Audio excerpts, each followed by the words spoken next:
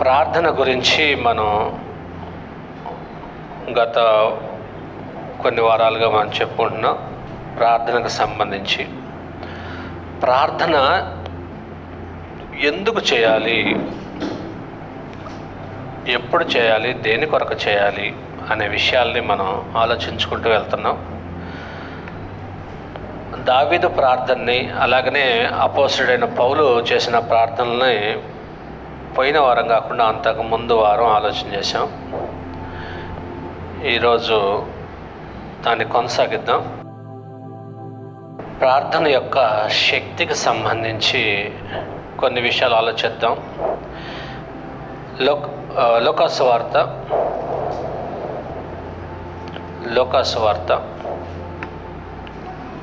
18వ అధ్యాయము, లూకాసు వార్త 18వ అధ్యాయం 1వ వచనం, 1 నుండి ఈ విధంగా ఉంది. లూకాసు వార్త 18వ అధ్యాయం 1వ వచనం. వారు విసుకక నిత్యము ప్రార్థన చేయుచుండవలెననుటకు ఆయన వారితో ఈ ఉపమానము చెప్పెను. ప్రార్థన ఎలా చేయాలట? నెంబర్ 1, విసుక్కోకుండా చేయాలి. ప్రార్థన చేసేటప్పుడు విసుగు వస్తుంది చాలామందికి. ఇంకెంతసేపు, తొందరగా ప్రార్థన అయిపోతే బాగుండు అనే ఒక ఫీలింగ్ వస్తుంది. విసుక్కోకూడదు ప్రార్థన చేసేటప్పుడు, అంటే విసుగు ఉండకూడదు. ఎన్నిసార్లు చేయాలి ప్రార్థన, జవాబు రావట్లేదు, దేవుడు నా ప్రార్థన పట్టించుకోవట్లేదు, ఎన్నిసార్లు చేయాలి అనే ఆలోచన అనేది విసుగు. కాబట్టి విసుకొద్దు.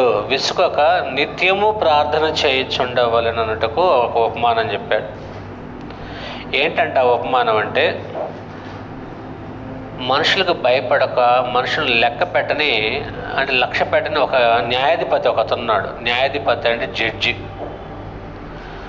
ఈ జడ్జి దగ్గరికి ఒక విధవరాళ్ళు వచ్చి న్యాయం తీర్చమని అడుగుతుంది. ఆమెకి తన ప్రతివాదికి మధ్య జరిగిన సమస్య వల్ల తాము నష్టపోయింది. ఆ నష్టపోయిన ఆమె ఏమంటుందంటే, నాకు న్యాయం తీర్చు, నాకు న్యాయం చెయ్యి అని అడుగుతుంది. రోజు వచ్చి తొందర పెడుతూ ఇంటి ముందుకు వచ్చి, అయ్యా నాకు న్యాయం తీర్చయ్యా అంటుంది. పట్టించుకోవట్లా. మనుషులంటే లెక్కలేదు ఆయనకి. ఎవరిని పట్టించుకోడు, ఎవరిని లక్ష్య పెట్టడు, అసలు ఎవరికి భయపడ్డు కూడా ఆ న్యాయాధిపతి. ఎవరు ఆర్తనాదం వినడు, ఎవరు న్యాయం చేయమన్నా పట్టించుకోడు న్యాయాధిపతి. మొత్తానికి ఈమె వెళ్ళి ఏం చేస్తున్నట్టు, పొద్దున్నే వెళ్ళటం, అయ్యా నాకు న్యాయం తీర్చు, నాకు అన్యాయం జరిగింది, నా ప్రతివాదికి నాకు న్యాయం తీర్చు అని వెళ్ళి అడుగుతుంది. అతను లెక్క చేయకుండా పట్టించుకోవట్లా, వచ్చి అడుగుతున్నా. మళ్ళీ మరుసటి రోజు పోయి అడిగింది. ఇంక ఈ న్యాయాధిపతి న్యాయం తీర్చడేమో, ఎన్నిసార్లు పోయి అడగాలి అనుకోలేమా. విసుక్కోకుండా పోయి మరలా ఎవరికి విసుకొచ్చిందంటే చివరికి న్యాయాధిపతికి విసుకొచ్చింది. రోజు ఏంట్రా పొద్దున్నే గోల, రామ ఇట్రామ్మ అనేది నీ గోల, నీ బాధ ఏంటి అని అడిగాడు. అప్పుడు ఆమె చెప్పింది. అప్పుడు ఈమెకి ఈరోజుతో న్యాయం చేస్తే, ఈ విచారణ చేస్తే ఇంక రేపు నుంచి రాదు, ఈ తలకాయ నొప్పి నాకు పోద్ది అనుకొని ఆమెకి ఏం చేశాడంటే, ఆ ప్రతివాదిని పిలిపించి ఏం జరిగిందో అన్యాయం తీర్చేసి న్యాయం తీర్చి పంపించేశాడు. ఇంకా అక్కడి నుంచి ఆయనకేముంది, ఆయనకు ప్రశాంతత, నెమ్మది. అది విసుకక ప్రార్థన చేయటం వల్ల నీ మనవి వినాలని లేకపోయినా సరే ప్రతిరోజు చేస్తున్నాడు, విసిగిస్తున్నాడు. ఇన్నిసార్లు అడుగుతున్నప్పుడు మనం చేయకపోతే ఎలాగా? రేపటి నుంచి ఇది అడుగుతున్నా కూడా జవాబు చెప్పలేకుండా ఉన్నాననే ఈ మాట ఎందుకులే, చేసేద్దాం అని చేస్తాడని చెప్పాడు. 6వ వచనం, లూకాసు వార్త 18వ అధ్యాయం 6వ వచనం. మరియు ప్రభు ఇట్లా, నేను అన్యాయస్తుడైన ఆ న్యాయాధిపతి చెప్పిన మాట వినుడి. దేవుడు తాను ఏర్పరచుకున్న వారు దివారాత్రులు తన గూర్చి మొర్ర పెట్టుకొనుచుండగా వారికి న్యాయము తీర్చడా. కాబట్టి దివారాత్రాలు నువ్వు మొర్ర పెడుతుంటే దేవుడు ఎందుకు మొర్ర పెడుతున్నావు అంటే నీకేదో న్యాయం కావాలని, నీకేదో అందవలసింది అందలేదని, జరగవలసిన న్యాయం జరగలేదని నీకు న్యాయం తీర్చడా. కాబట్టి ప్రార్థన ఎందుకు చేయాలంటే నీకు అన్యాయం జరిగినప్పుడు న్యాయం కోసం నువ్వు ప్రార్థన చేయాలి. నీకు న్యాయం తీరుస్తాడు దేవుడు. నీ పక్షాన న్యాయం తీర్చడానికి ఆయన ఉన్నాడు. నువ్వు న్యాయవంతుడివి, యథార్థవంతుడివి అయితే దేవుడు నీకు న్యాయం తీరుస్తాడు. నీకెవరైనా అన్యాయం చేస్తే, నీకెవరైనా మోసం చేస్తే, నీ విషయంలో పక్షపాతం చూపించి అవతల వారికి మేలు చేసి నీకు మేలు చేయకపోతే నువ్వేం చేయాలంటే కూర్చోవాలి దేవుని సముఖానికి వెళ్ళి, నాయన నేను హక్కుదారుణ్ణి కదా, నాకు రావాల్సింది రాలేదు, నాకు మరి న్యాయం తీర్చవా. న్యాయాధిపతి దేవుడు, మనుషులు నీకు న్యాయం తీర్చరు. కాబట్టి నువ్వు ఎక్కడికి వెళ్ళాలంటే దేవుని సముఖానికి వెళ్ళి, నాయన నాకు న్యాయం తీర్చు. కాబట్టి నువ్వు విశ్వాసం కలిగి నీకు న్యాయం తీరుస్తాడని, దేవుడు న్యాయాధిపతి అని, నమ్మదగిన వాడని, ఆయనకు పక్షపాతం లేదని నీకు అర్థమైతే ఆయన సముఖానికి వెళ్ళి నువ్వు ఆయన అడుగు. విసుగక వెళ్ళి అడుగుతూనే ఉండు. ఆయన నీకు తప్పక న్యాయం చేస్తాడు. ఇది ఒక విధమైన ప్రార్థన. అంటే ప్రార్థనకున్న శక్తి ఇది. ప్రార్థనలో ఏ శక్తి ఉంది? నువ్వు ఏం చేసే శక్తి నీకంటే నువ్వేం చేయలే, ప్రార్థన చేయడానికి నీకు విసుగు లేకుండా చేస్తున్నావు అంతే. ప్రార్థన చేస్తూనే ఉన్నావు, ఫలితం మాత్రం దేవుడు తీరుస్తాడు, నాకు న్యాయం తీరుస్తాడు అనే నమ్మకంతో ప్రతిరోజు వెళ్తున్నావు. నీకు అన్యాయం జరిగిన సంగతి దేవుడు ఎరిగిన వాడే నీకు న్యాయం తీరుస్తాడు, న్యాయం చేస్తాడు. కాబట్టి ప్రార్థన విసుకొక, ఎడతెక్క నిత్యము ప్రార్థన చేయాలి.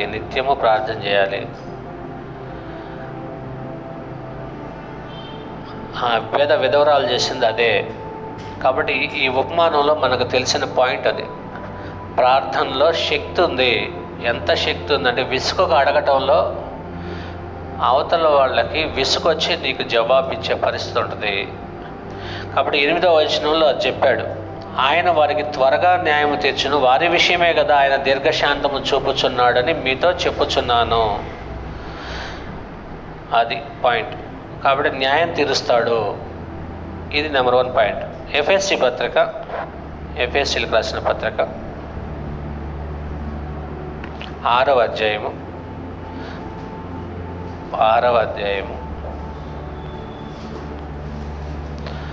18వ వచనంలో ఈ విధంగా ఉంది. 6వ అధ్యాయము 18వ వచనం, ఆత్మ వలన ప్రతి సమయమునందును ప్రతి విధమైన ప్రార్థనను విజ్ఞాపనను చేయుచు ఆ విషయమై సమస్త పరిశుద్ధుల నిమిత్తమును పూర్ణమైన పట్టుదలతో విజ్ఞాపన చేయుచు మెలకుగా ఉండుడి. ప్రార్థన చేసేటప్పుడు విసుగు ఉండకూడదు. ప్రార్థన నిత్యము చేయాలి, ఎల్లప్పుడూ చేయాలి. ఇక్కడేమంటాడంటే పూర్ణమైన పట్టుదలతో అన్నాడు. అంటే ప్రార్థనలో పట్టుదల ఉండాలి, సాధించాలనే ఒక పట్టుదల నీ ప్రార్థనలో కనపడాలి.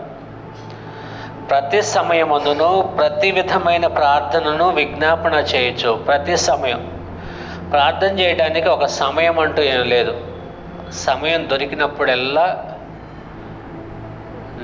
నీ మనస్సులో నీ దేవునికి నీ ప్రార్థన విజ్ఞాపనలో వెళ్తూనే ఉండాలి. ఇది నిరంతరం సరఫరా అవుతూ ఉండాలి. నీ దగ్గర నుంచి ప్రార్థన దేవుని సముఖానికి వెళ్తూ ఉండాలి.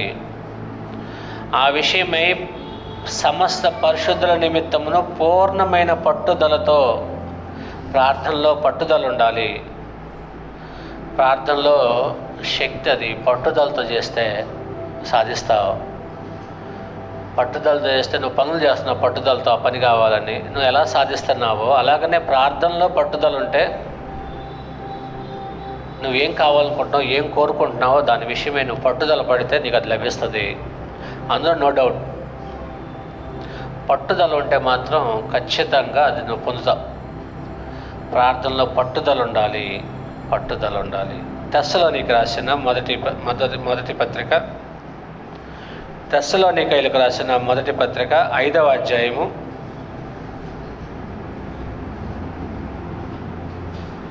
17వ వచనంలో ఏ విధంగా ఉంది? 16, 17 వచనాలు.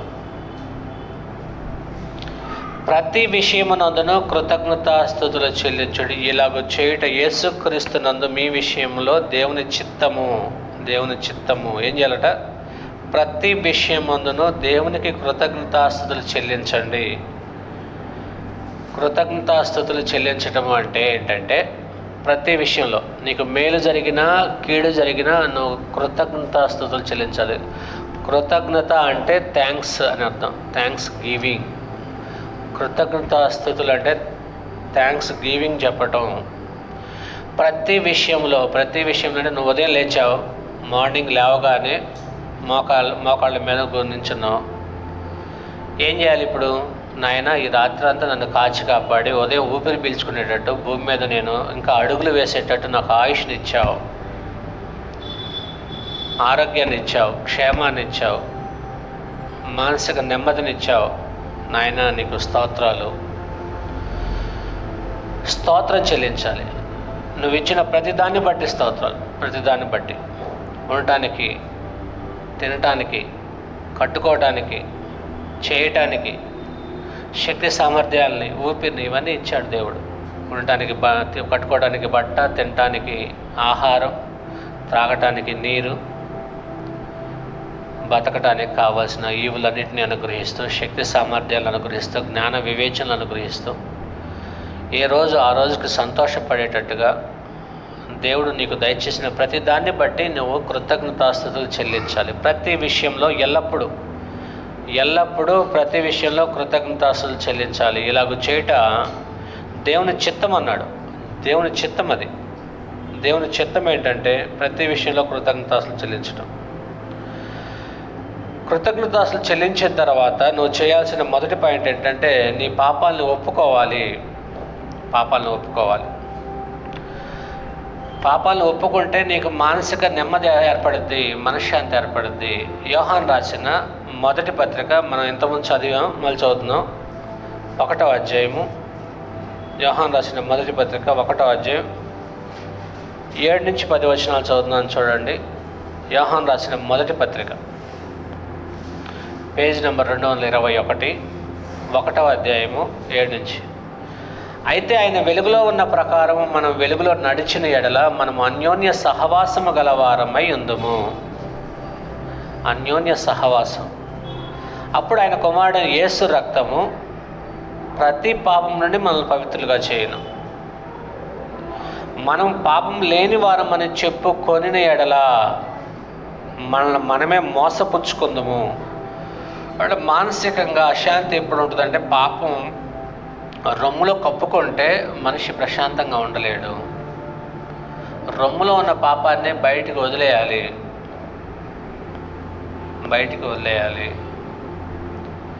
దుర్గంధాన్ని వదిలేసేయాలి. పాపం అనే బురదని కడుక్కోవాలి. కడుక్కోవటానికి ఎవరు రారు, నీ అంతటా నీవే కడుక్కోవాలి. మన పాపములు మనం ఒప్పుకొని ఎడల ఏం జరిగిద్ది? 9వ వచనం, ఆయన నమ్మదగిన వాడును నీతిమంతుడు కనుక ఆయన మన పాపములను క్షమించి సమస్త దుర్నీతి నుండి మనల్ని బయటికి పవిత్రులుగా చేస్తాడు. మనం పాపం లేదని చెప్పుకుంటే ఆయన అబద్ధకునిగా చేస్తున్నాం. దేవుడు జాలి కలిగినవాడు. నీ తప్పిదాన్ని, నీ పొరపాటుని క్షమిస్తాడు. నీ బలహీనతని అర్థం చేసుకోగలిగినవాడు దేవుడు. కాబట్టి నేను దేవునికి ఇష్టడుగా నేను బ్రతకలేకపోతున్నాను బ్రదరు, మరి దేవునికి ఎలా ప్రార్థన చేయాలి? నేను ప్రార్థన చేస్తే నా వినే నేను అంత నీతిమంతుడిని కాదు, అంత యథార్థవర్తుడిని కాదు. మరి నేను ఆ ప్రార్థన నేను చేయాలి. దేవుడు కరుణా సంపన్నుడై, కనికరం కలిగిన వాడై, జాలిపడి, నువ్వు చేసిన తప్పులు నువ్వు ఎరిగిన వాడై పశ్చాత్తాపడతాన్ని దేవుడు పరిశీలిస్తాడు, గమనిస్తాడు. కాబట్టి ఆయన కనికరించి జాలిపడి నేను క్షమిస్తాడు. క్షమిస్తే నువ్వు పాప దోష శిక్ష నుంచి, లేకపోతే పాప దోషారోపణ నుంచి నువ్వు బయటపడతావు. నీ మనసుకు నెమ్మది కలిగిద్ది. నీ మనసుకు నెమ్మది కలిగిద్ది. ప్రార్థన చేయటం విషయంలో పాప క్షమాపణ కోసం ప్రార్థన చేయాలి. ఒప్పుకోవాలి. ఎక్కడ ఒప్పుకోవాలి? అక్కడ కాదు, అక్కడ ఒప్పుకోవాలి. మన పాపం మనం ఒప్పుకొని ఎడల ఎవరి దగ్గర? దేవుని యొద్ద మనం ఒప్పుకోవాలి. ప్రార్థనలో పాపం ఒప్పుకోవటం అనేది ఒక ప్రక్రియ. నీ పాపాన్ని నువ్వు నటించొద్దు. దేవుని దగ్గరకు వచ్చి నువ్వు తప్పు చేస్తే కూడా తప్పు చేయనట్టుగా నువ్వు దుర్నీతిపరుడివై నీతిమంతుడిగా దేవుడి దగ్గర బడాయిపోవద్దు. దేవుని దగ్గర నీ గొప్పలు చెప్పొద్దు. నీ ఘనకార్యాలు వివరించొద్దు. నువ్వు ఎక్కడ ఫెయిల్ అయ్యావో, ఎక్కడ నువ్వు తప్పు చేసావో అది దేవుడు గమనిస్తున్నాడు. దానికి సంబంధించి మీకు ఒక ఉదాహరణ చూపిస్తాను. ఉదాహరణ లూకాసు వార్త 18వ అధ్యాయంలో, ఇందా మనం చదివిన అధ్యాయమే. లూకాసు వార్త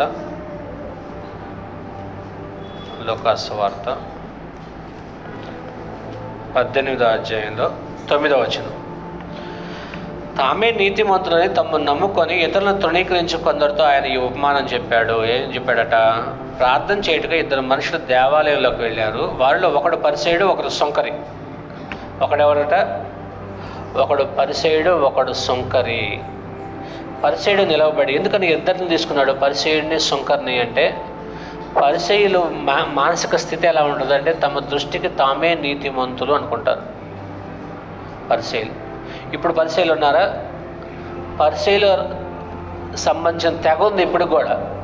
ఏంటో తెలుసా తెగ? చర్చిల్లో సాక్ష్యాలు చెప్పే తెగంతా ఆ తెగే. తామే నీతిమంతులు, భక్తి పరులు అని చెప్పుకుంటుంటారు. ఇక మనుషులు ఎదుట నీతిమంతులు అని చెప్పుకుంటారు, దేవుని ఎదుట నీతిమంతులు అని చెప్పుకుంటారు. మేము ప్రతి శనివారం ఉపవాస ప్రార్థన చేస్తాం, తెలుసా మీకు? మా సంఘంలో ఒక క్రమశిక్షణ ఉంటుంది. మా సంఘం అగ్ని. మేము ఒకప్పుడు ఇలా ఉండేవాళ్ళం, ఇప్పుడు ఎంతో. ఇలాంటివి చేయకూడదమ్మా, అలాంటివి చేయాలమ్మా, దేవుడు ఇలాగ చేయమంటాడమ్మా, ఇలా కథలు చెప్తుంటారు. వాళ్ళందరూ నీతిమంతుల్లాగా ఫోజులు కొట్టేవాళ్ళు అనమాట. తమ దృష్టికి తామే నీతిమంతులు అనుకుంటుంటారు. ఈ మత్శాఖలకి వెళ్తే వాళ్ళ మాటలు వెంటంటే పరిశీల మాటలు మీకు అర్థమవుతాయి, పరిశీల స్వభావం మీకు అర్థమైంది.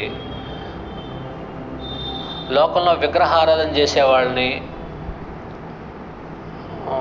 లేకపోతే అన్యుల్ని ఒక చీకటిగానో దయ్యంగానో,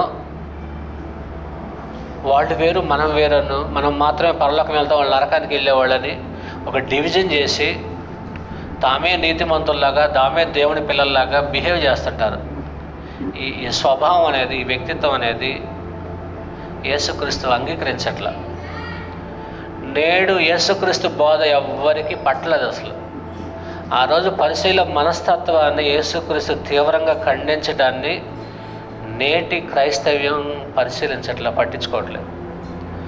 కాబట్టి ఇలాంటి నేచర్ యేసుక్రీస్తు వారి జీవితాల్లోకి వెళ్తాడు, వారి స్వభావాల్లోకి వెళ్తాడు, వారి మానసిక స్థితిని బయటకు తీసుకొచ్చి ఎండగడుతుంటాడు అనమాట. పరిశీలు బయటకు మాత్రం భక్తిపరుల్లాగా, దేవుని పిల్లల్లాగా, తాము మాత్రమే దేవుని పిల్లలు, మిగతా వాళ్ళు దేవుని పిల్లలు కాదు అన్నట్టుగా మాట్లాడుతుంటారు. ఈ పరిశీలు ఏం చేస్తుంటారంటే సుంకర్లు అని, సుంకం వసూలు చేసేవాళ్ళని వాళ్ళు పాపులుగా పరిగణిస్తారు. వాళ్ళు పాపులు, నెంబర్ 1. నెంబర్ 2, సమరయులు ఉన్నారు. వాళ్ళ పక్క దేశంలో సమరయులు ఉన్నారు. సమరయుల్ని వ్యభిచారులు అని చూస్తుంటారు అన్నమాట. వీళ్ళు వ్యభిచారులు, వాళ్ళ దగ్గర మంచినీళ్ళు తాగకూడదు, వాళ్ళు ముట్టుకోకూడదు. అంటే ఒక విధమైన మైండ్ సెట్ని ట్యూన్ అయిపోయారు యూదులు, పరిశీలు అనేవాళ్ళు. కాబట్టి అటు సమరయులతో కానీ సుంకర్లతో కానీ వాళ్ళని దూరంగా ఉంచుతారు. కాబట్టి పరిశీలి నిలవబడి వాడి మానసిక స్థితి ఎలా ఉందో దేవుని ఎదుట చూడండి. దేవా, నేను చోరులను, అన్యాయస్తులను, వ్యభిచారులనైనా, ఇతర మనుషుల వలనైనా, ఈ సుంకరి వలనైనా ఉండనందుకు నీకు కృతజ్ఞతాస్తులు చెల్లించుతున్నాను. ఎలా ఉండనందుకట? నేను చోరులను కాదు, అన్యాయస్తుని కాదు, వ్యభిచారిని కూడా కాదు, ఇదిగో ఈ సుంకర్లు ఉన్నారే, ఇలాంటి మనుషుల్లా కూడా నేను ఉండనందుకు నీకు స్తోత్రాలు అని చెప్పాడు. వారమునకు 2 మార్లు ఉపవాసం చేస్తున్నాను. ఎవరు చెప్తున్నాడు? దేవుడు చెప్తున్నాడు. అంటే తన ఘనకార్యాలు చెప్పుకుంటున్నాడు. 2, నా సంపాదన అంతట్లో 10వ వంతు చెల్లించుచున్నానని తనలో తాను ప్రార్థించుచుండెను. ఇతరులను మనం అప్రిషియేట్ చేసే విషయాలు ఏంటంటే, అతను దొంగతనం చేసేవాడు కాదు, వాస్తవమే అది. అతడు అన్యాయం చేసేవాడు కాదు, వాస్తవమే. వ్యభిచారం చేసేవాడు కాదు, వాస్తవమే. వారానికి 2 సార్లు ఉపవాస ప్రార్థన చేస్తాడు, వాస్తవమే. ఇంకేం చేస్తాడు? 10వ వంతు తన సంపాదనలో 10వ భాగాన్ని దేవుడికి టంచన్గా ఇచ్చేస్తున్నాడు. నిలవబడి ఇలా ప్రార్థన చేస్తున్నాడు. కరెక్ట్, ఇవన్నీ చేయాలి, అది సహజంగా చేయాల్సిన కార్యక్రమాలు, నీతిగా బతకటం విషయంలో. కానీ దాన్ని గొప్పగా చెప్పుకుంటున్నాడు. నేను ఇతరుల వల్లేను, నేను నీతిమంతుడిగా ఉన్నాను, నేను నీతిమంతుడిని అంటే తమ దృష్టికి తానే నీతిమంతుడిగా ఫీల్ అవుతున్నాడు ఆయన. కాబట్టి ఎవరి దగ్గర చెప్తున్నాడు? దేవుని సముఖంలో. ఈ రెండో వ్యక్తి ఏం చేస్తున్నాడంటే 12వ వచనం,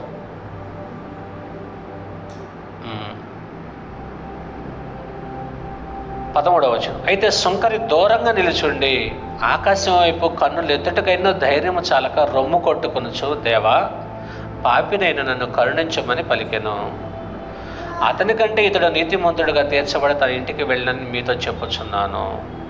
తను హెచ్చించుకునేవాడు తగ్గించబడును, తను తగ్గించుకునేవాడు హెచ్చించబడును అని చెప్పాడు. అతను నీతిమంతుడని ఫోజు కొడుతున్నాడు, ఇతను కూడా, ఇద్దరు చేస్తున్నారు. కానీ ఇతని కంటే, తానే నీతిమంతుడని చెప్పుకునేవాడికంటే దూరంగా నిలవబడి పాపిని కరుణించని చెప్పుకునేవాడే ఎక్కువగా నీతిమంతుడిగా తీర్చబడి వెళ్ళిపోయాడు. ఇతనికంటే అతడు నీతిమంతుడిగా తీర్చబడి తన ఇంటికి వెళ్ళాను. అది పరిస్థితి. కాబట్టి నీతిమంతులు అనే ఫీలింగ్ కలిగిన ఈ పరిసయ్యులు యేసుక్రీస్తును ఎందుకు అంగీకరించలేదంటే, యేసుక్రీస్తు పాపులను రక్షించడానికి వచ్చాడు. నేను నీతిమంతులను పిలవరాలేదు. అప్పుడు పరిసయ్యుల శాస్త్రులు అనుకున్నారు, అయితే మన కోసం కాదైతే అనుకున్నారు. మరి ఎవరి కోసం? పాపుల కోసం. సుంకర్లు, సమరయులు, వీళ్ళు ఉన్నారు కదా, వ్యభిచారులు, వాళ్ళ కోసం వచ్చాడు యేసుక్రీస్తు, మన కోసం కాదనుకుంటున్నారు. మనం ఎవరు? మనం నీతిమంతులం కదా, మన కోసం కాదనుకున్నారు. నీతిమంతులని ఫీల్ అవుతున్నారు అంతే వాళ్ళు. నీతిమంతులు, వాళ్ళ బుద్ధి నీతిగా లేదు, వాళ్ళ స్వభావం నీతిగా లేదు. ఇతరులు తృణీకరించేవాడికి ఏ నీతి ఉంది? ఇతరులను పాపులుగా దృష్టించేవాడికి ఏ నీతి ఉంది? భూమి మీద పుట్టిన మనం వాడు గుర్తుపెట్టుకోవాలి. ఎవరిని పాపిగా చూడకూడదు, ఎవరిని జడ్జి చేయడానికి లేదు, ఎవరు హీనమైన వ్యక్తి, తృణీకరించబడే వ్యక్తి అనుకోవడానికి లేదు.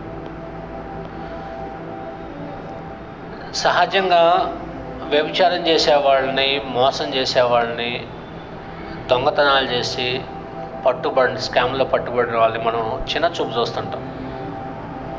అది వాళ్ళ చేసిన పనిని బట్టి మనం చిన్న చూపు చూస్తున్నాం. కానీ వ్యక్తుల్ని మనం తృణీకరించకూడదు.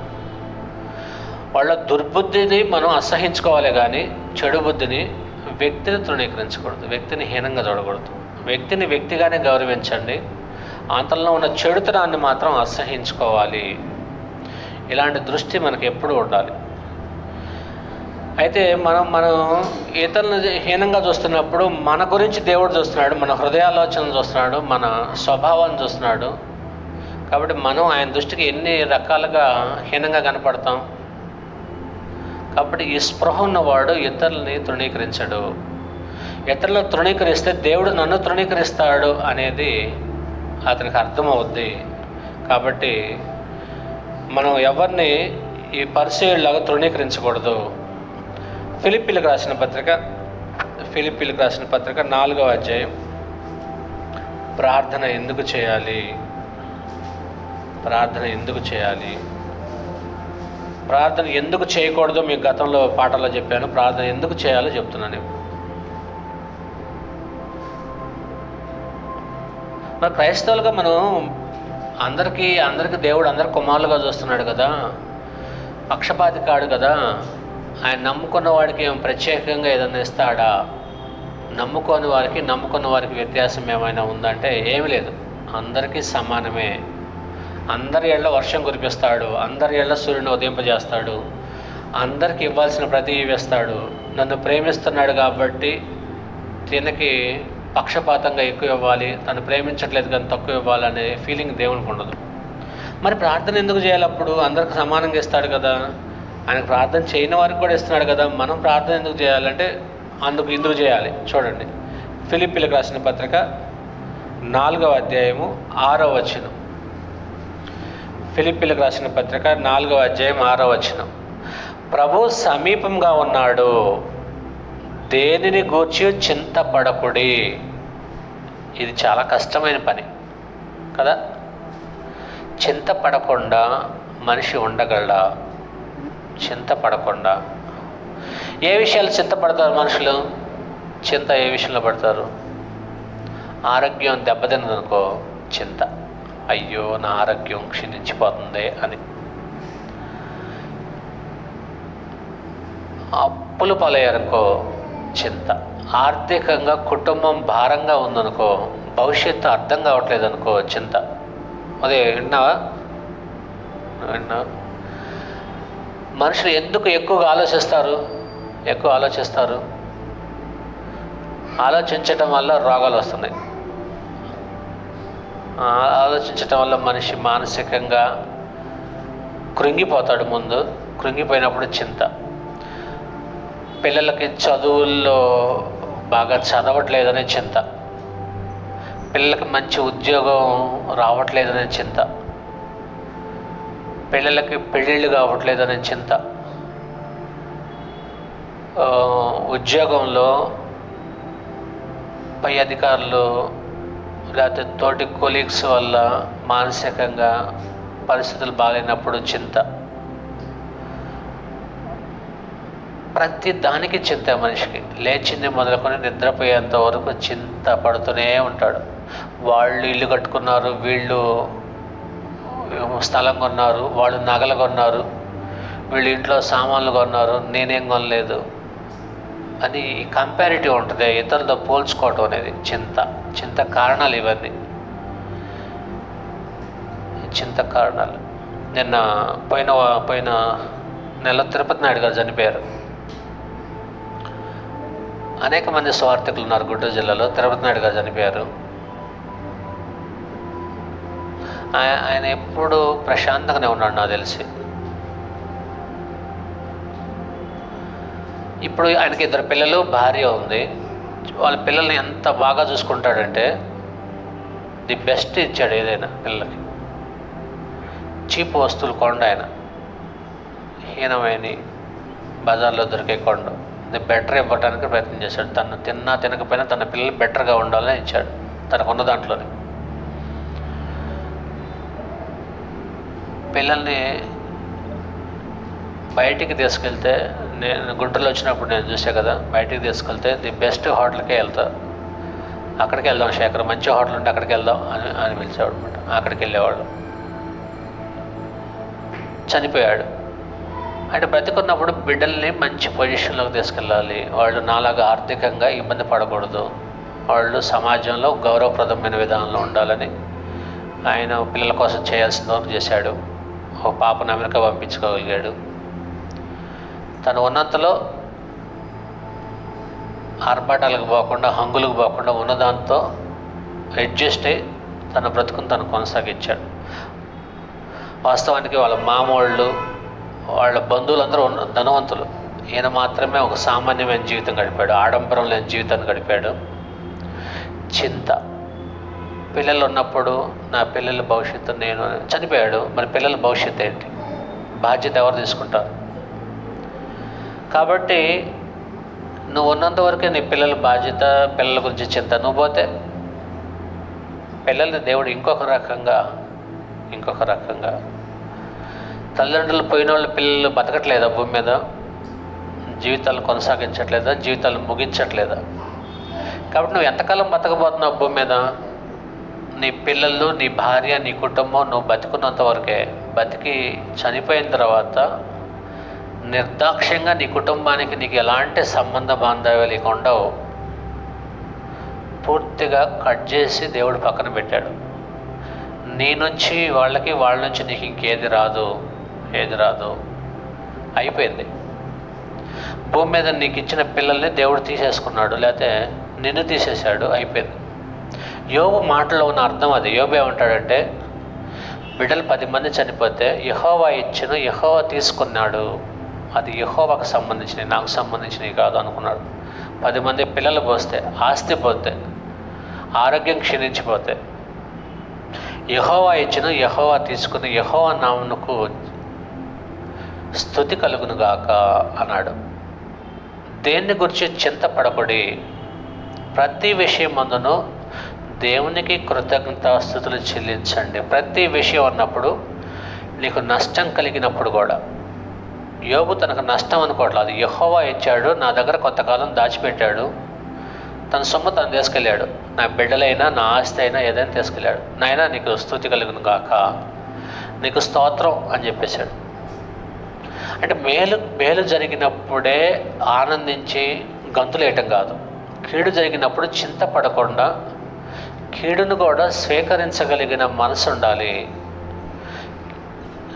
నష్టాన్ని కూడా తట్టుకోగలిగిన శక్తి సామర్థ్యాలను పెంచుకోవాలి చింతించకుండా. దేవుడు నాకు ఈరోజుకి ఏం ఇవ్వదలిచాడో, ఏది ఇవ్వకుండా దూరం చేశాడో అది ఆయన ఇష్టం. ఈరోజు ఇచ్చిన ఈ ఆయుష్కాలాన్ని ఈరోజు చింత లేకుండా ఉన్నదాంతో సంతృప్తిగా ఆనందంగా బ్రతకటం ఎలాగా అనే దాని మీదే నీ దృష్టి ఉండాలి. ఇది ఉండాలంటే ఏం జరగాలి అంటే, ఇది ఉండటం కోసం నీకు ప్రార్థన అవసరం. ఇక్కడ చెప్పాడనమాట 6వ వచనం, ఫిలిప్పీలకు రాసిన పత్రిక 4వ అధ్యాయం 6వ వచనం. దేనిని గూర్చి చింతపడకుడు కానీ ప్రతి విషయంలోనూ ప్రార్థన విజ్ఞాపనముల చేత కృతజ్ఞతాపూర్వకంగా మీ విన్నపములు దేవునికి తెలియజేయుడి. ఎవరికట? అప్పుడేమవుద్ది? అప్పుడు అన్నాడు. అప్పుడు ఏం జరిగిందంటే, సమస్త జ్ఞానమునకు మించిన దేవుని సమాధానము యేసుక్రీస్తు వలన మీ హృదయములకును మీ తలంపులకును కావలియుండును. ఇక్కడ పాయింట్ ఒకటి రేజ్ చేశాడు. చింతపడకుడు అనకాడ జ్ఞానాన్ని ఎందుకు వాడాడు అంటే, చింతించేవాడు తన సొంత జ్ఞానాన్ని, సొంత అనుభవాన్ని రంగరించి భవిష్యత్తును చూస్తుంటాడు. ఏంటి భవిష్యత్తు సంగతి? నా అనుభవం, నా జ్ఞానంలోంచి నేను ఆలోచిస్తుంటే భవిష్యత్తు నాకు శూన్యంగా కనపడుతుంది, అగమ్య గోచరంగా కనపడుతుంది అని నువ్వు ఫీల్ అయినప్పుడు నీకు మానసిక ప్రశాంతత ఉండదు, మనసులో నెమ్మది ఉండదు. కాబట్టి చింత ఏర్పడింది. కాబట్టి ఇప్పుడు నువ్వేం చేయాలంటే, నువ్వు ప్రతి విషయంలో దేవునికి కృతజ్ఞతాస్తుతులు చెల్లిస్తే, ప్రార్థనలో విజ్ఞాపనలు చేస్తూ ఉంటే, చింత వచ్చింది, దేవుడికి విజ్ఞాపన చేయి, నాయనా ఈ చింత నుంచి బయటపడేయి అని నువ్వు ప్రతి విషయంలో దేని గురించి చింతిస్తున్నావో దాని విషయంలో ప్రార్థన విజ్ఞాపన చేస్తున్నప్పుడు, ఇచ్చిన పరిస్థితులను బట్టి కృతజ్ఞతలు తెలియజేస్తున్నప్పుడు, అప్పుడు సమస్త జ్ఞానమునకు మించిన నీ ఆలోచనలో, నీ అవగాహన, నీ అనుభవం, నీ పాండిత్యానికి మించిన దేవుని సమాధానము యేసుక్రీస్తు వల్ల మీ హృదయములకును తలంపులకు కావలి ఉండును. అంటే దేవుని యొక్క సమాధానం మీ హృదయానికి కావలిగాయాలి, మీ తలంపులకు కాపలాగా ఉండాలి. సమాధానం నీ తలంపులకు కాపలాగా ఉంటే, నీ తలంపుల వల్లే నీకు చింత వస్తుంది, నీ అనుభవం, నీ అవగాహన వల్లే చింత వస్తుంది. ఇప్పుడు వీటికి కాపలాదారుడుగా బంటులను పెట్టాలి, కాపలా కాసే గార్డులను పెట్టాలి. దేనికి? మీ తలంపుల్ని ఆపటానికి సమాధానం కాపలా కాయాలి. దేవుని సమాధానం, దేవుడిచ్చే సమాధానం మీ తలంపులకి, మీ హృదయానికి కాపలాగా పెడితే, జ్ఞానానికి మించిన దేవుని సమాధానం అన్నాడు.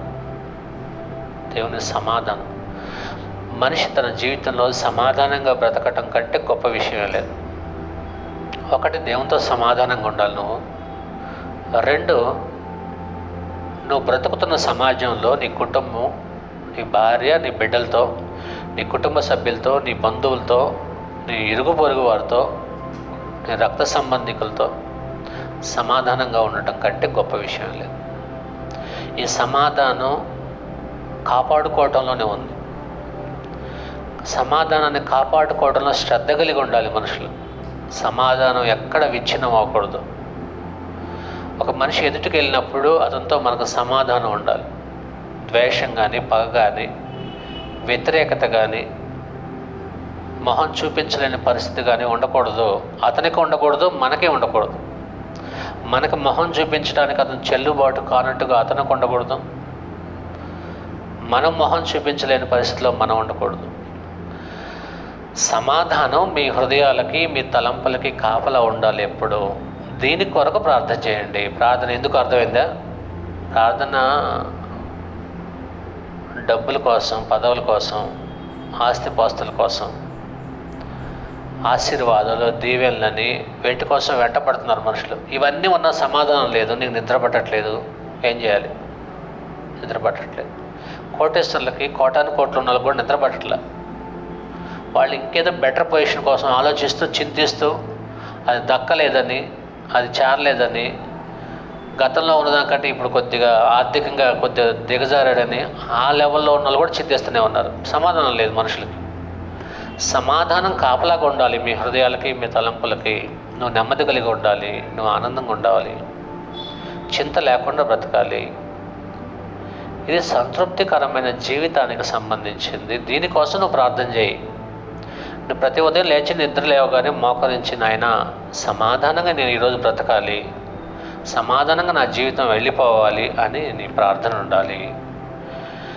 దేవుని సమాధానం యేసుక్రీస్తు వలన మీ హృదయములకు, మీ తలంపులకును కావలి ఉండును. ఈ వచనం బైబిల్లో బాగా మనసుకు పట్టాల్సిన వచనం ఇదే. మనసుకు పట్టాల్సిందే. దేవుని సమాధానం ఉందా? నీ కుటుంబంలో సమాధానం ఉందా? భార్యాభర్తల మధ్య సమాధానం ఉందా? అత్త కోడళ్ళ మధ్య సమాధానం ఉందా? తండ్రి పిల్లల మధ్య సమాధానం ఉందా? సమాధానం లేదనుకో, యేసుక్రీస్తు మీ కుటుంబంలో లేడు. ఉన్నావు అనుకోవటం భ్రమ. కాబట్టి యేసుక్రీస్తు నీ గడప దాటి నీ కుటుంబంలోకి ప్రవేశించాలంటే నీ తలంపులకి, నీ ఆలోచనలకి, నీ హృదయానికి ప్రభువైన యేసుక్రీస్తు ద్వారా కలిగే సమాధానం కాపలాగా ఉండాలి. అప్పుడు యేసుక్రీస్తు నీ కుటుంబంలో ఉంటాడు. యేసుక్రీస్తు నీ కుటుంబంలో ఉండటానికి ప్రయత్నం చేయకు. యేసుక్రీస్తు ఉంటే ప్రపంచంలో ఏది లేకపోయినా పర్లేదు. ప్రపంచంలో నువ్వు ఏది సాధించకపోయినా నష్టమే లేదు. యేసుక్రీస్తు నీ కుటుంబంలో ఉన్నాడా లేడా అనేదే ప్రశ్న. యేసుక్రీస్తు నీ జీవితంలో ఉంటే ప్రపంచ ధనవంతుడి కంటే నువ్వు ఐశ్వర్యవంతుడివి. ప్రపంచ కోటేశ్వరుడికి లేనిదేదో నీకుంది. నీ తలంపులకి, నీ హృదయానికి అది ఉంది. సమాధానంగా ఉండటం ఐశ్వర్యం అనుకోవట్లే మనుషులు. దోషారోపణ లేకుండా బ్రతుకు కొనసాగించటం అనేది ఆశీర్వాదం అనుకోవట్లే మనుషులు. అవి గొప్ప విషయాలుగా కనపడలేదు మనుషులకి. బాహ్య ప్రపంచానికి కనపడేది, భౌతిక నేత్రాలకు కనపడేది, మనుషులకు గొప్పగా అనిపించేదే గొప్ప అనుకుంటున్నారు మనుషులు. నీకంటూ వ్యక్తిగతంగా గొప్పది ఏంటంటే నువ్వు మానసికంగా ప్రశాంతంగా ఉండటం, సమాధానం కలిగి ఉండటం, నెమ్మది కలిగి ఉండటం, ఆనందం కలిగి ఉండటం. ఈ రోజున ఆయుష్కాలాన్ని ఎలాంటి చింత లేకుండా ఆనందంగా దాన్ని ఆ రోజున గడపటం అనేది దేవుడిచ్చే వరం. అన్ని వరాల కంటే మించిన వరం ఇది. మనుషులు దీన్ని దృష్టించట్ల. ఈరోజు దేవుడు ఆయుష్కాలాన్ని ఇచ్చాడు. ఈరోజు నేను తిరుపతి నాయుడు గారిలాగా చనిపోకుండా ఉన్నాను. అనేక మంది స్వార్థికుల్లో ఒక స్వార్థికుడు వెళ్ళాడు, ఇంకొక స్వార్థికుడు ఇంకొక రోజు వెళ్తాడు, ఇంకొక స్వార్థికుడు వెళ్తాడు, ఇంకొక వ్యక్తి ఇంకొకరు వెళ్తుంటారు. మన టైంలో మనం వెళ్ళిపోతాం. కాబట్టి తిరుపతి నాయుడు గారితో పాటు నేను కూడా వెళ్ళిపోయాను అనుకో, ఇంకేం చేయాలి? ఇక నువ్వు భూమి మీద నువ్వు చనిపోయిన నా ఆయుష్కాలాన్ని దేవుడు తీసేసాడు అనుకో, ఇంక ఉండాల్సిన జీవితం ఎలా గడపాలి? నేను చచ్చిపోయిన వాళ్ళు లెక్కలు వేసుకొని ఇంక దేని గురించి చింతించకుండా, దేని గురించి ఆరాటపడకుండా, ఎవరితో కంపేర్ చేసుకోకుండా సంతృప్తిగా ఆనందంగా ఈరోజు ఇచ్చిన ఆయుష్ని, ఈరోజు తీసుకెళ్ళిపోతే ఈరోజు నా ఆయుష్కాలాన్ని ఉన్నంత వరకు ఆనందంగా గడుపుదాం అనే దృక్పథం నీకు ఉండి ఆ అవగాహనతో, ఆ గ్రహింపుతో నువ్వు జీవితాన్ని గడిపితే నీ జీవితం సార్థకం అవుద్ది. ఆనందంగా, సంతోషంగా దేవుడిచ్చిన అన్నపానాలు పుచ్చుకొని సుఖనిద్ర పోవటం కంటే గొప్ప వరం ఏం లేదు. దీనికోసం ప్రార్థన చేయి. దేవుడి నుంచి వచ్చే సమాధానం కోసం ప్రార్థన చేయాలి. నెక్స్ట్, కొలస్సీలకు రాసిన పత్రిక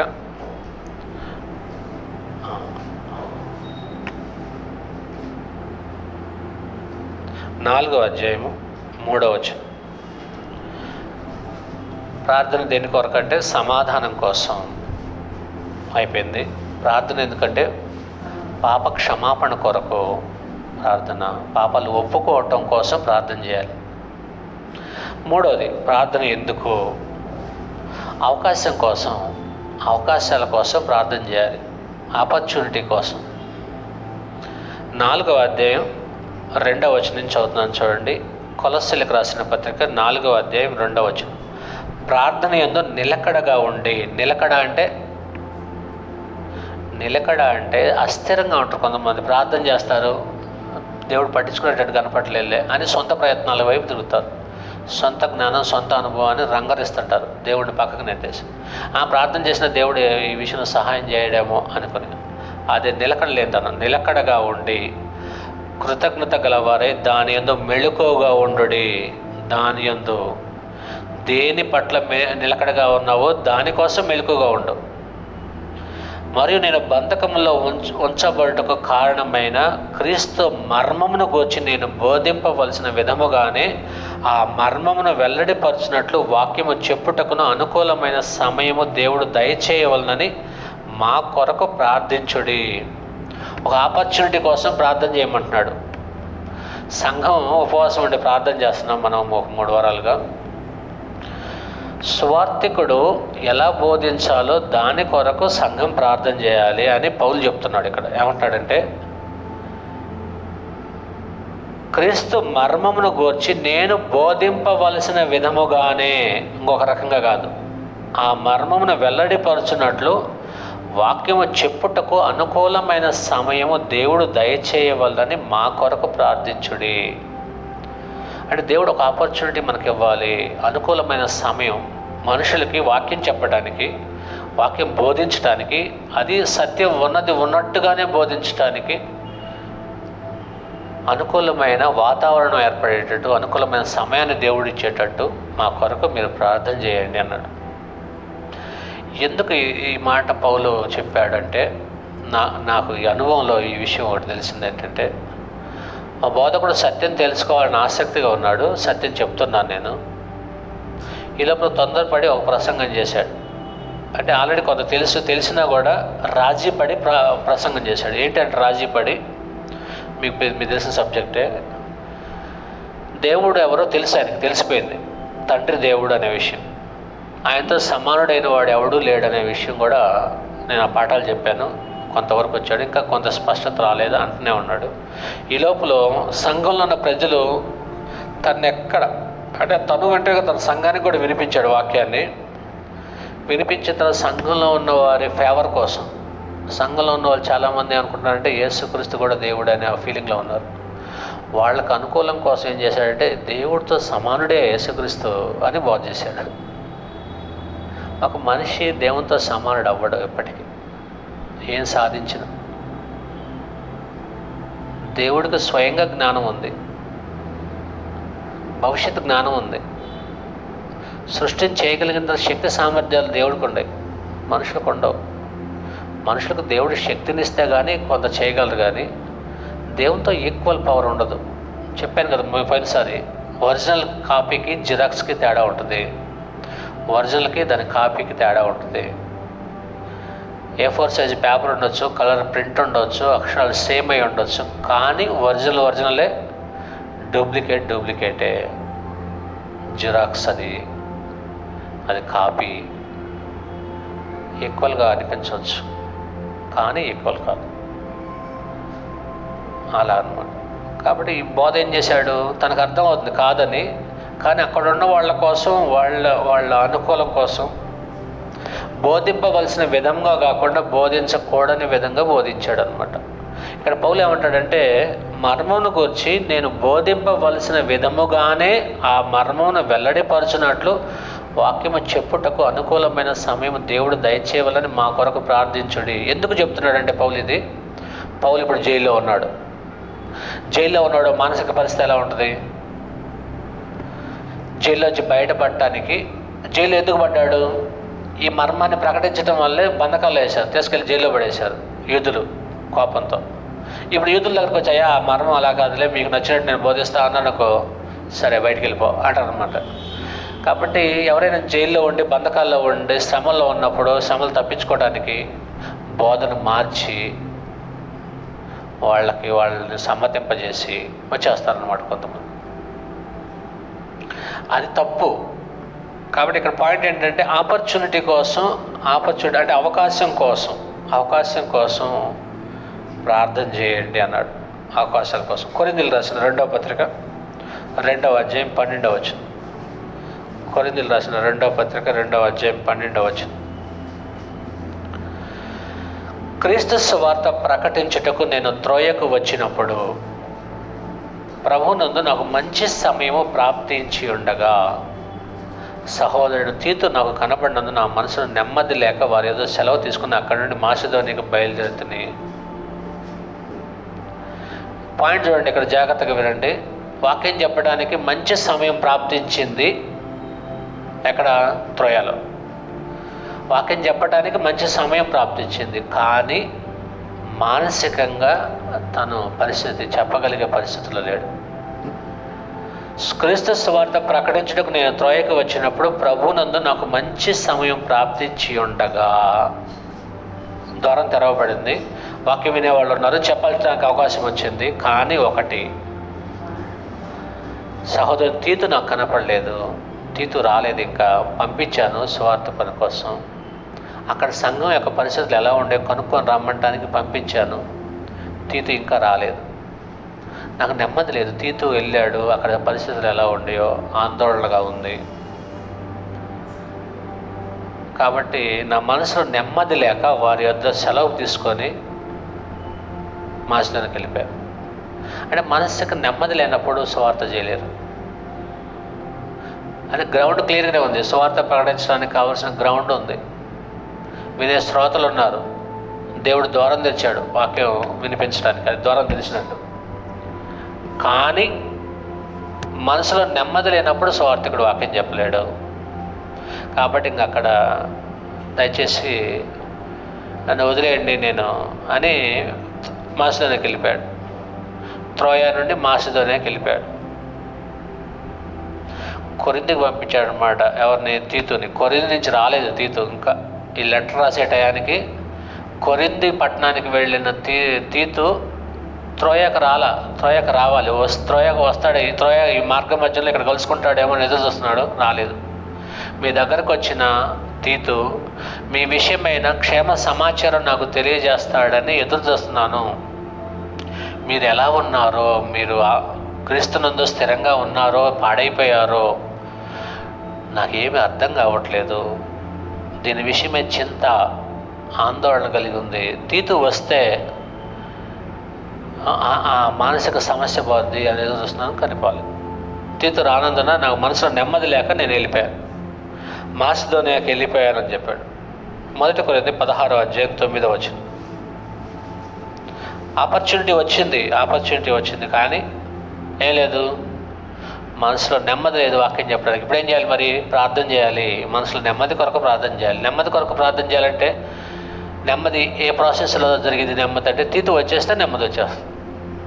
అంటే దేవుడు ఏం చేస్తాడంటే ఈ మానసిక సమస్యను ఎరిగి ఈ మానసిక నెమ్మది ఎక్కడ లేదో దాన్ని కదిలిస్తాడనమాట దేవుడు. ఆ కార్యాన్ని జరిగిస్తాడు. ఆ కార్యం జరిగిందనుకో నీకు మానసిక నెమ్మది వచ్చేస్తుంది. భక్తుల ప్రార్థన డైరెక్ట్గా ఉండదు ఎక్కడ. మనం పోయినసారి దావీదు ప్రార్థన విన్నాం కదా.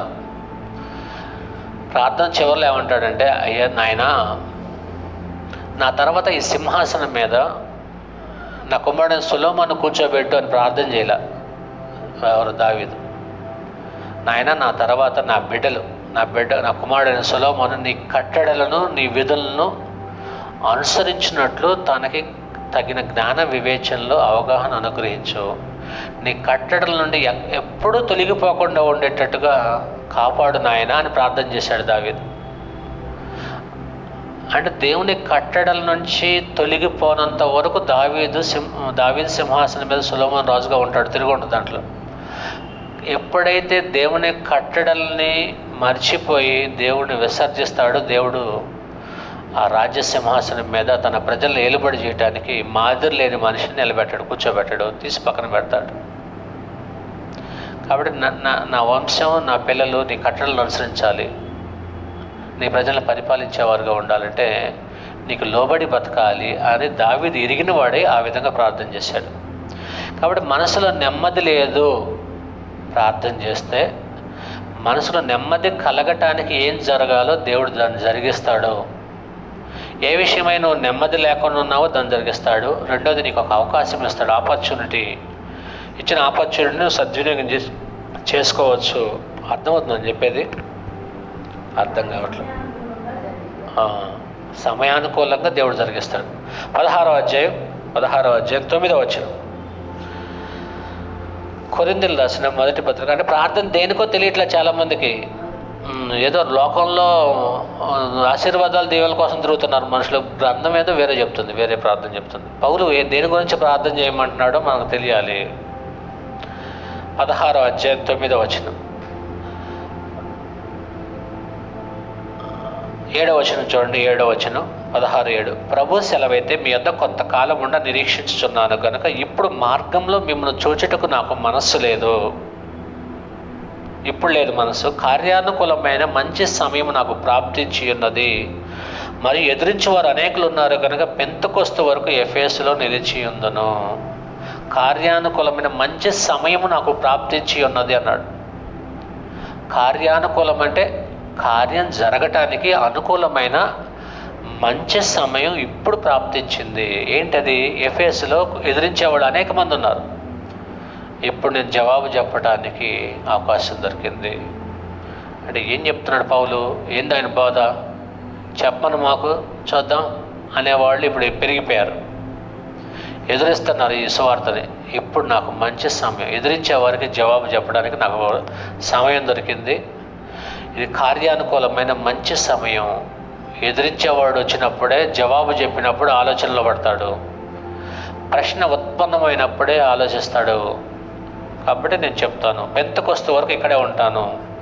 కార్యానుకూలమైన మంచి సమయం కోసం ప్రార్థన చేశారు, అది ఇప్పుడు లభించింది. కాబట్టి మన ఆపర్చునిటీ కోసం దేవుణ్ణి ప్రార్థన చేయాలి, ఆపర్చునిటీ కోసం, అవకాశం కోసం ప్రార్థన చేయాలి. నెక్స్ట్, అపోస్తల కార్యాలు 4వ అధ్యాయం. అపోస్తల కార్యాలు 4వ అధ్యాయం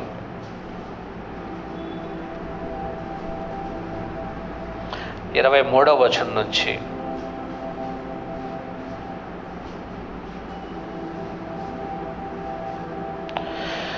4వ అధ్యాయం 23వ వచనంలో ఏం జరిగిందంటే,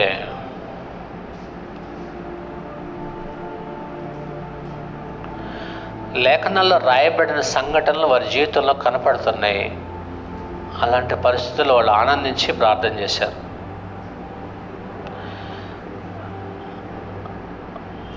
23వ వచనంలో 24, వారు విని ఏక మనసుతో దేవునికి ఇట్లు బిగ్గరగా మొర్రపెట్టిరి, నాథా, నీవు ఆకాశమునకును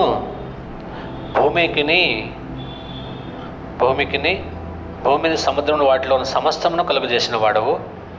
అనుజనులు ఎలా అల్లరి చేసిరి, ప్రజలందుకు వ్యర్థమైన ఆలోచనలు పెట్టుకుంది. ప్రభు మీదను ఆయన క్రీస్తు మీదను భూరాజులు లేచిరి, అధికారులను ఏకముగా కూడుకొండి అని నీవు నీ పరిశుద్ధాత్మ ద్వారా మా తండ్రి నీ సేవకుడు నేను దావీదు నోట పలికించితివి. ఏవి జరగవలనని నీ హస్తమును నీ సంకల్పన ముందు నిర్ణయించునో వాటినన్నిటి చేయుటకై నీవు అభిషేకించిన నీ పరిశుద్ధ సేవకుడైన యేసునకు విరోధంగా హేరోదు, పొంతి పిలాతో, అనుజనులతో కూడా ఇశ్రాయేలు ప్రజలతో ఈ పట్టణం నిజంగా కూడుకుని ప్రభువా, ఈ సమయం ముందు వారి బెదిరింపులు చూసి రోగులను స్వస్థపరచుటకును నీ పరిశుద్ధ సేవకుడైన యేసు నామం ద్వారా సూచక్రియలు చమత్కార్యం చేయుటకును నీ చెయ్యి చాచి ఉండగా నీ దాసులు బహుధైర్యంగా నీ వాక్యమును బోధించినట్లు అనుగ్రహించుము అన్నాడు. అంటే పరిస్థితులు వ్యతిరేకంగా ఉండి నువ్వు లేఖనాలు రాయించినట్టు అలా జరుగుతుంది. ఇప్పుడు మాకేం కావాలంటే నీ దాసులు బహుధైర్యంగా నీ వాక్యమును బోధించినట్లు అనుగ్రహించు. బహుధైర్యంగా బోధించటానికి దేవుడి సహాయం కావాలి. అంటే ఎదిరించేవాళ్ళు, కొట్టేవాళ్ళు, శిక్షించేవాళ్ళు, తిరుగుబాటు చేసేవాళ్ళు, దూషించేవాళ్ళు ఎదురయ్యారనుకో, వాక్యాన్ని పక్కన పడేసి నేను ఇంక బోధ చేయను, నన్ను క్షమించండి అని అన్నారు, ఫెయిల్ అయిపోయినట్టు. ఇంక అయిపోయింది దాని పని. కాబట్టి అక్కడ నాకు ధైర్యం కావాలి. నేను సత్యం చెప్తున్నాను, వాళ్ళు అడిగారనుకో, కోపడ్డారనుకో, తిరుగుబాటు చేసి కొట్టడానికి వచ్చారనుకో, ఈ మాటలు చెప్పడానికి ధైర్యంగా ఎందుకు అలా ధైర్యంగా అన్నారంటే 17 వచనం చూడండి. 17 అయినను ఇది ప్రజల్లో ఇంకా వ్యాపింపకొనుటకై ఇక మీదట ఈ నామమును బట్టి ఏ మనుషులతో నేను మాట్లాడకూడదని మనము వారిని బెదురు పెట్టవాలని చెప్పుకొనిరి. అప్పుడు వారిని పిలిపించి మీరు యేసు నామమును బట్టి ఎంత మాత్రమునో మాట్లాడకూడదు, బోధింపనకూడదని వారికి ఆజ్ఞాపించిరి. అందుకు పేతురు యోహాను వారిని చూచి, అంటే వాళ్ళు గట్టిగా బెదిరించారు, ఏ పేతురు, ఏ యోహాను, ఇంకొకసారి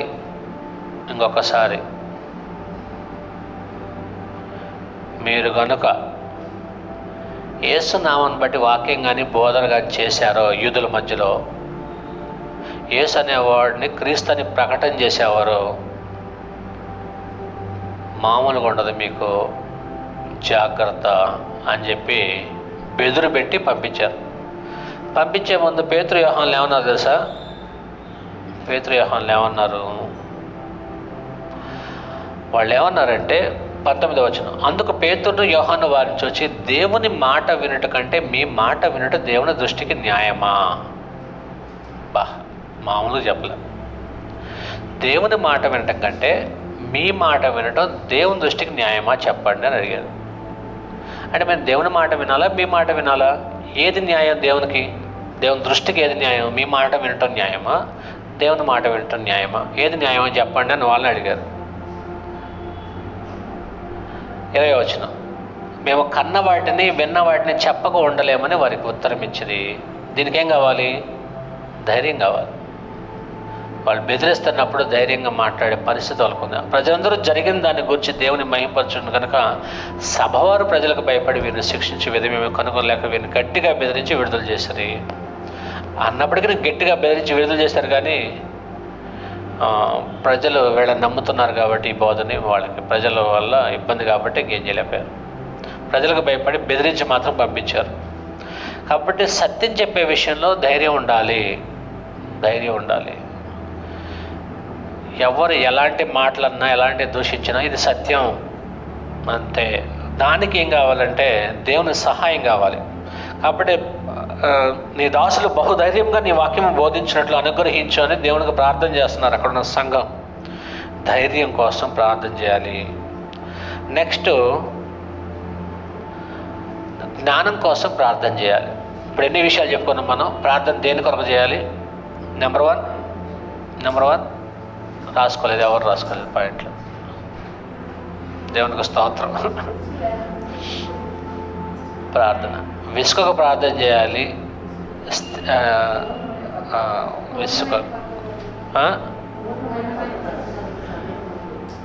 మంచి సమయం అనేది 4 పాయింట్ల తర్వాత చెప్పాను, అంతకుముందు పాయింట్లే చెప్పాను.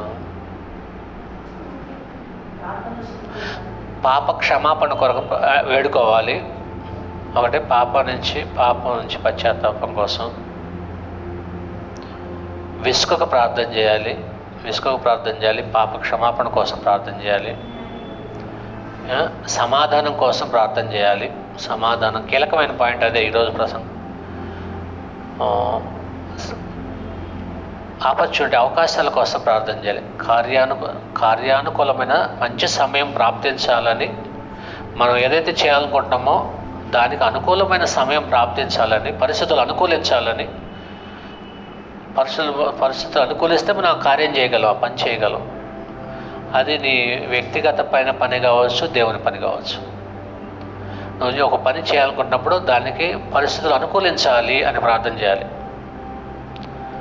ఉదాహరణకి పెళ్లి చూపులకు వెళ్తున్నారు. ఇరు కుటుంబాలు మనస్తత్వాలు, మనసులు కలవాలి, ఆలోచనలు కలవాలి. వంకర మాటలు మాట్లాడేవాళ్ళు నోరు మూసుకోవాలి. ఈ సంబంధం ఇరువురికి ఇష్టమైతే వాళ్ళ మనసులు కలిసేటట్టు, అది దేవుని చిత్తాన్ని బట్టి అనుకూలమైన వాతావరణం ఏర్పడేటట్టు ముందుగా సిద్ధపడి ప్రార్థన చేసుకొని దేవునికి అవకాశం ఇచ్చి, కార్యంలో దేవుడు ముందుగా అక్కడ కార్యాన్ని జరిగించేటట్టుగా దేవునికి అవకాశం ఇచ్చి మనం బయలుదేరాలన్నమాట. అందుకు ప్రయాణం చేసేటప్పుడు ప్రార్థన ఎందుకు చేసుకుంటున్నాం అంటే, ప్రయాణం దేనికి చేస్తున్నాం? ఏదో పని కోసం వెళ్తున్నాం బయటికి. ఆ పని సఫలం కావాలని, దానికి అనుకూలమైన పరిస్థితులు ఏర్పడాలని మన ఇంట్లోంచి బయలుదేరేటప్పుడు ప్రార్థన చేసుకుంటాం. నువ్వు ఆఫీస్కి వెళ్తున్నావా, ఉద్యోగానికి వెళ్తున్నావా, వ్యాపారానికి వెళ్తున్నావా, బంధువులు చుట్టానికి వెళ్తున్నావా, ఏదో వేరే పని మీద ఎక్కడికైనా వెళ్తున్నావా, దేనికంటే ఇంట్లోంచి బయలుదేరుతున్నావు అంటే పర్టికులర్ వర్క్ కోసం వెళ్తున్నావు, అది అనుకూలంగా జరగాలని ప్రార్థన చేయాలి. ప్రార్థన మంచి సమయం కోసం. ప్రార్థన అనేది జ్ఞానం కోసం చేయాలి. యాకోబు రాసిన పత్రిక 1వ అధ్యాయము 5-8 వచనాలు ఏ విధంగా ఉంది. యాకోబు పత్రిక 1వ అధ్యాయం 5వ వచనం, మీలో ఎవనికైనాను జ్ఞానము కొదువుగా ఉన్న ఎడల అతను దేవుని అడగవలెను, అప్పుడు అది అతనికి అనుగ్రహింపబడను. ఆయన ఎవరిని గద్దింపక అందరికీ ధారాళముగా దయచేయువాడు. అయితే అతడు ఏమాత్రమునో సందేహింపక విశ్వాసముతో అడుగవలెను. సందేహించువాడు గాలి చేత రేపబడి ఎగిరిపడు సముద్ర తరంగమును పోలియుండును. అట్టి మనుష్యుడు ద్విమనస్కుడై తమ సమస్త మార్గముల యందు అస్థిరుడు కనుక ప్రభు వల్ల తనకేమైనానో దొరుకునని తలంచుకొనరాదు. కాబట్టి ప్రార్థన చేసేటప్పుడు ద్విమనస్సు ఉండకూడదు, అస్థిరత్వం ఉండకూడదు, అవిశ్వాసంతో అడగకూడదు, సందేహం ఉండకూడదు. ఇలాంటి కీలకమైన విషయాలు మనకు తెలిసి ఉండాలి ప్రార్థన చేసేటప్పుడు. మరి విశ్వాసంతో అడగాలి, సందేహం ఉండకూడదు. జ్ఞానం కొద్దుగా ఉంటే జ్ఞానం అడుగు. ఏ పరిస్థితుల్లో ఎలా మసులుకోవాలో తగిన జ్ఞానాన్ని దేవుడి నుంచి పొందు.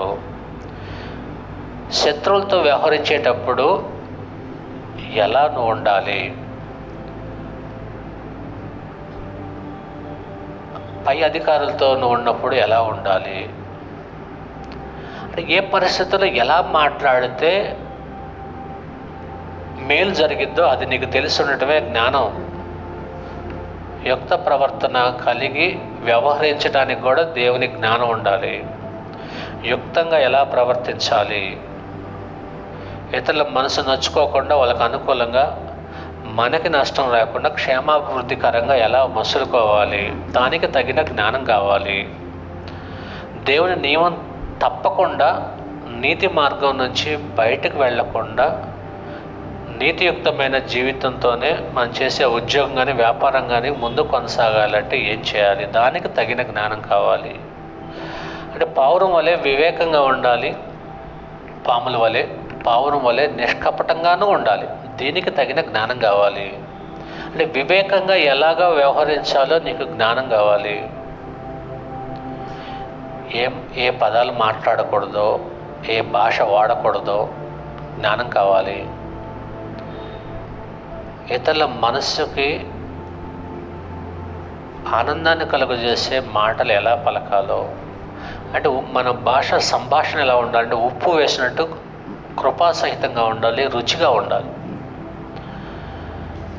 మనతో ఇతరులు కొంత సమయం గడపాలి, గడిపితే ఆనందంగా ఉంటుంది, మానసిక ప్రశాంతంగా ఉంటుంది అనిపించాలి. మనతో ఎవరైనా ఉంటే, బ్రదర్ కొద్దిసేపు మీ దగ్గరకు వచ్చి కొంచెం మాట్లాడాలనుకుంటున్నాను, ఏ విషయం, ఏం లేదు బ్రదర్, కొంచెం మనసు ప్రశాంతంగా లేదు, వచ్చి కూర్చోవాలనిపిస్తుంది, రండి, అలా అనిపించాలి ఇతరులకి మన దగ్గరికి రావడానికి. అలా అనిపించినప్పుడే మనం జ్ఞానయుక్తంగా వ్యవహరిస్తున్నాడు. కాబట్టి మనుషులను సంపాదించుకునే విధానంలో మన పరిపక్వత అనేది ఆధారపడి ఉంటుంది. మానసిక పరిపక్వత, దానికి దేవుని సహాయం కావాలి, దేవుడి నుంచి జ్ఞానం పొందాలి. కాబట్టి మీలో ఎవరికైనా జ్ఞానం కొదువుగా ఉంటే అది దేవుని అడగవలెను. అడిగితే దేవుడు దాన్ని దయచేస్తాడు. నెక్స్ట్ మరొక పాయింట్ చెప్పి ఆపేస్తాను. యాకోబు పత్రిక 5వ అధ్యాయం 14వ వచనం. 5:14.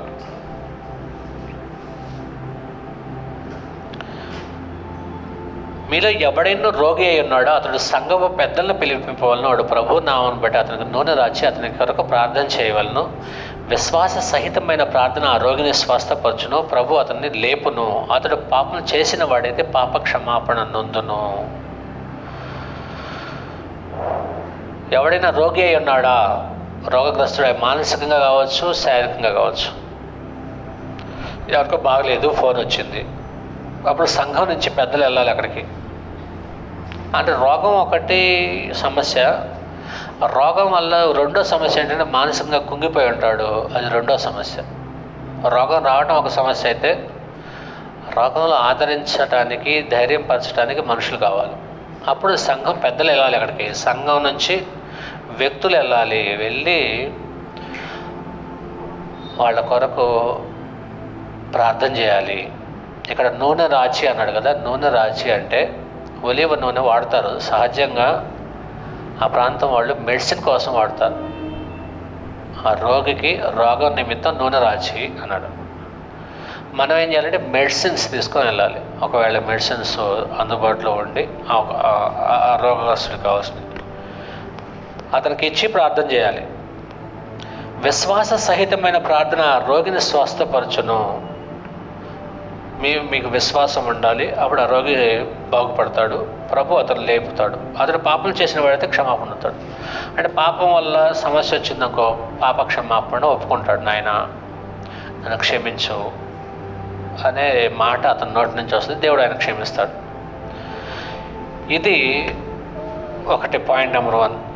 నెక్స్ట్ 16వ వచనం. మీ పాపములను ఒకరితో ఒకడు ఒప్పుకొనుడి, మీరు స్వస్థత పొందినట్లు ఒకరి కొరకు ఒకడు ప్రార్థన చేయడి. నీతిమంతుని విజ్ఞాపన మనఃపూర్వకమైనది, బహుబలము గలదయుండును. ఏలియా మన వంటి స్వభావం గల మనుషుడే. వర్షింపకుండానట్లు అతడు ఆసక్తితో చేయగా 3.5 సంవత్సరముల వరకు భూమి మీద వర్షింపలేదు. అతడు మరలా ప్రార్థన చేయగా ఆకాశం వర్షం ఇచ్చిన, భూమి తన ఫలము ఇచ్చెను. ఇక్కడ ఏమంటే ఒకరి కొరకు ఒకరు ప్రార్థన చేయండి అన్నాడు. నీతిమంతుని ప్రార్థన విజ్ఞాపన అనేది మనస్ఫూర్తితో చేస్తాడు, బహుబలం కలదంటాడు. లోతు సొదొమ గొమొర్రా పట్టణంలో లోతు ఆ పట్టణాన్ని నాశనం చేయాలనుకున్నాడు దేవుడు. నీతిమంతుడైన అబ్రహాం ఏమనుకున్నాడంటే, నీతిమంతుడైన నా కొడుకు లోతు ఉన్నాడు కదా, అతను నాశనం అయిపోవటం ఏంటి నాయనా, నువ్వు పట్టణాన్ని నాశనం చేయాలనుకుంటున్నావు, పావులతో పాటు నీతిమంతులు కూడా నాశనం అయిపోతున్నారు, అది నీకు అలా నువ్వు చేయకుండా కాక అని అడుగుతాడు. చెయ్యను, నీతిమంతులు ఉంటే నేను చేయను. ఆ పట్టణంలో 100 మంది నీతిమంతులు ఉంటే ఆ పట్టణాన్ని నాశనం చేయను అన్నాడు. ఒకవేళ 50 మందే ఉన్నారేమో, 50 మంది ఉంటే నీతిమంతులు నాశనం చేయొద్దు, చేయను. ఒకవేళ 30 మందే ఉన్నారేమో, చేయను. 20 మంది ఉన్నారేమో, చేయను. 10 మంది నీతిమంతులు ఉన్నా కూడా ఆ పట్టణాన్ని నాశనం చేయదు నాయన.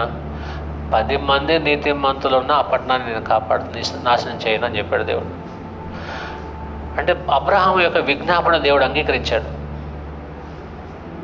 ఏలియా ఆ కాలంలో ఇశ్రాయేల్ విగ్రహారాధికులై దేవుడిని విడిచిపెట్టి విగ్రహాల వెంబడి వెళ్ళిపోయారు.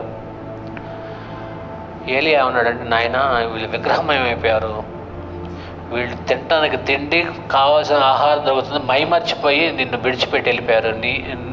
నీ వల్ల వీళ్ళకి ఇది దొరుకుతుందనే సంగతి మర్చిపోయారు.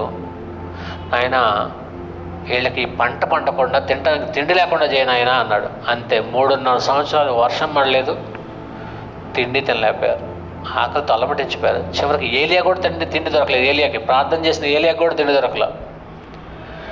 కాకి మాంసం ముక్క తీసుకొస్తే తినేవాడు.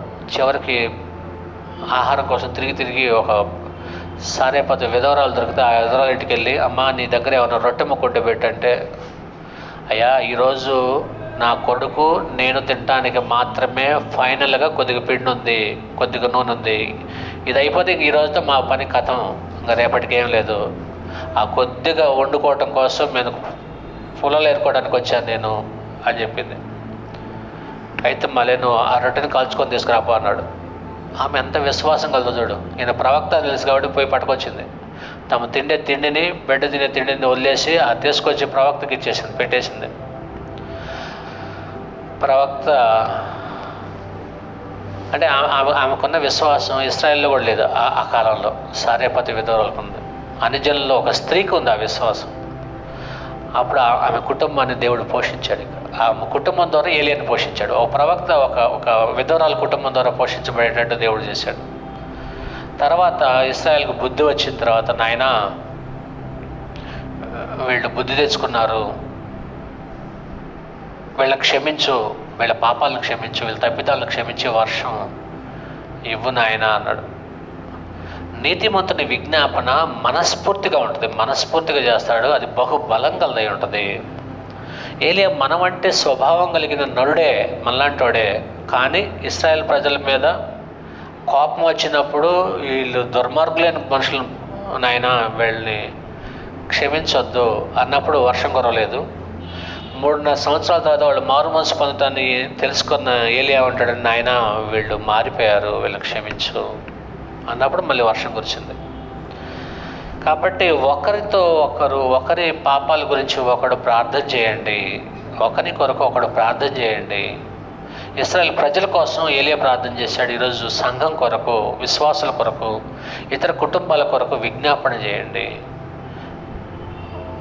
మనస్ఫూర్తిగా చేయండి. మీ ప్రార్థన ఆలకించబడితే. ఏలియా కూడా మనలాంటి వాడే. ఏలియా పరలోకం నుంచి వచ్చినోడేం కాదు, మనలాంటి మనిషే. మనస్ఫూర్తిగా చేశాడు, నీతిమంతుడు కాబట్టి వాళ్ళ ప్రార్థన ఆలకించబడింది. నీ ప్రార్థన కూడా ఆలకించబడింది. కాబట్టి ప్రార్థన ఏ విషయాలు ప్రార్థన చేసుకోవాలో మీరు ఎరిగి ఉండటం గ్రంథ ప్రకారమైన విధానంలో అవసరం. ఇలా ప్రార్థన చేసుకోవాలి. సమాధానం కోసం, జ్ఞానం కోసం, అవకాశాల కోసం, ఆపర్చునిటీస్ కోసం, మంచి కార్యానుకూలమైన సమయం ప్రార్థించటం కోసం, పాపాల కోసం ప్రార్థన చేయండి. దేవుడు మీ మనవి ఆలకిస్తాడు. వాక్యాన్ని శ్రద్ధగా విన్న మీ అందరికీ వందనాలు తెలియజేస్తున్నాను. ప్రభురాత్రి భోజన కార్యక్రమంలోకి వెళ్దాం.